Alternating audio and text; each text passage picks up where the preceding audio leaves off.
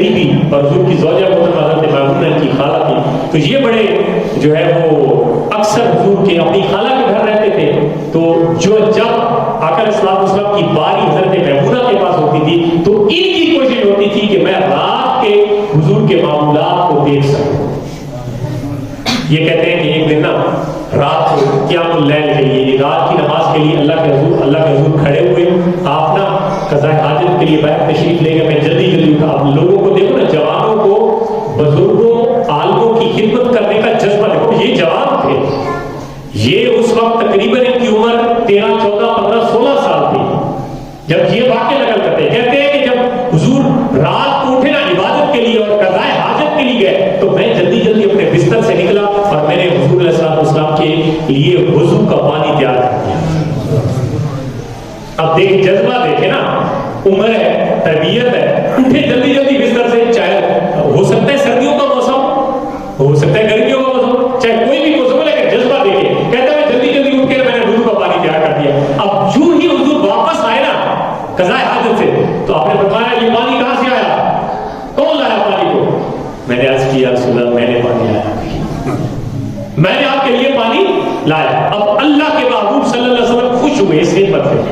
خدمت پہ خوش ہوئے اور دعا دی۔ کون سی دعا دی؟ اللہم فقہہ الدین وعلمہ التاویل، اے اللہ اس میرے غلام کو دین کا علم عطا فرما اور قرآن کی تفسیر کا علم عطا فرما۔ بس نبی کے منہ سے دعا نکلی تھی،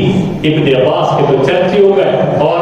اللہ تعالیٰ نے حضرت ابن عباس کہتے ہیں تو ان کا نام تھا عبداللہ ابن عباس، تو ابن عباس سے مراد عبداللہ ابن عباس، تو ابن عباس کو اللہ تعالیٰ نے وہ مقام دیا کہ قرآن کریم کی سب سے پہلی تفسیر ابن عباس وہ انہوں نے لکھی، اور ان کو کہا جاتا ہے کہ لقب پڑ گیا ہبر حاضر الامہ۔ ہبر کہتے ہیں پین کی نب کو، پین کی نب ہوتی ہے نا، نب نہ ہو تو پین میں پورا سمندر شہر کا ڈال لکھے گا نہیں، ایسا ہی ہے نا، پورا سمندر ڈال لینا پین کے اندر، وہ لکھے گا نہیں جتنا تک اس کے اندر نب نہیں ڈالے گی۔ تو حضرت ابن عباس کو فرمایا گیا ہبر حاضر الامہ، یہ عام شخص نہیں ہے، یہ اس امت کی پین کی نب ہے، یعنی اتنا اللہ تعالیٰ نے اور دیا کیوں؟ محبوب کی خدمت کرنے پہ اللہ تعالیٰ نے علم کا اتنا بڑا۔ اس کے علاوہ بہت ان کی اور بھی بہت ساری شانیں ہیں، اور عالم جو عالم ہوتا ہے جب علم پڑھ جاتا ہے تو شیطان جو ہوتا ہے شیطان وہ کہتا ہے میرے اوپر جو ہے نا یہ ایک عالم کو بہکانا، اس کو راہ راست سے ہٹانا، اس کے اوپر محنت کرنا میرے لیے ایسے جیسے میں 1000 عابد پہ علیحدہ محنت کروں۔ یعنی وہ کہتا ہے کہ ایک عالم کو بہکانا میرے لیے مشکل ہے اور 1000 عبادت گزار بندے کو بہکانا میرے لیے آسان ہے۔ شیطان لائن کا یہ فتویٰ ہے اور یہ وہ کہتا ہے اور اس کا یہ نظریہ ہے۔ اس کے علاوہ بھی علم کے اگر آپ مقامات کو دیکھنا چاہتے ہیں، علم کی جو باقی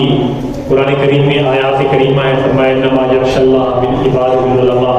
کہ بے شک اللہ تعالیٰ کے جو بندے ہیں ان میں بندوں میں جو علم والے ہیں وہ اللہ تعالیٰ کا زیادہ خوف رکھتے ہیں دل میں۔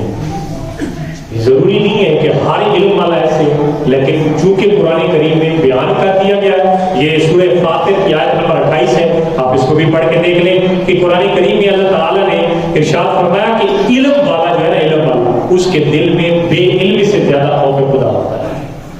اس لیے علم حاصل کرنا۔ اور پھر قرآن کریم میں یہ بھی فرمایا گیا قل هل يستوي الذين يعلمون والذين لا يعلمون، فرما دو محبوب کیا جاننے والے اور نہ جاننے والے برابر ہو سکتے ہیں؟ کیا عالم اور جاہل برابر ہو سکتے ہیں؟ یہاں پہ تو ایک ہی پلو میں لوگ تولتے ہیں، لوگوں کی شخصیت مطلب علم کی بنیاد پہ جو مقام مرتبہ حاصل ہوئے ایک دوسرے کو دینے کے لیے تیار نہیں ہوتے، لیکن قرآن کہتا ہے محبوب ان کو بتا دو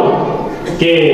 علم والا اور جاہل برابر۔ اور پھر حدیث پاک میں وَمَن يُرِدِ اللَّهُ بِهِ خَيْرًا يُفَقِّهُ فِي الدِّينِ، اللہ تعالیٰ مشکاۃ شریف کے حدیث ہے کہ اللہ تعالیٰ جس بندے کے ساتھ بھلائی کا ارادہ فرماتا ہے نا، جس بندے کے ساتھ بھلائی کا، اللہ تعالیٰ اس کو دین کا علم عطا فرماتا ہے۔ اب اعتراض کی گنجائش نہیں بچتی، اعتراض کی گنجائش نہیں بچتی کہ بندہ کہے جی علم والا بس اس نے علم پڑھا اپنے نفع کے لیے، یہ تو ہمارا گمان ہے نا، اپنے نفع نفع کے لیے پڑھا. یہ میرا گمان ہے کہ میں کسی کو کہوں کہ جی یہ اس نے تو علم اپنے نفع کے لیے. اپنا نفع تو ہے انسان اپنے آپ کو بچا لے, لیکن اس میں دوسروں کا نفع بھی ہے کہ وہ دوسروں کو راہ ہدایت نکلا.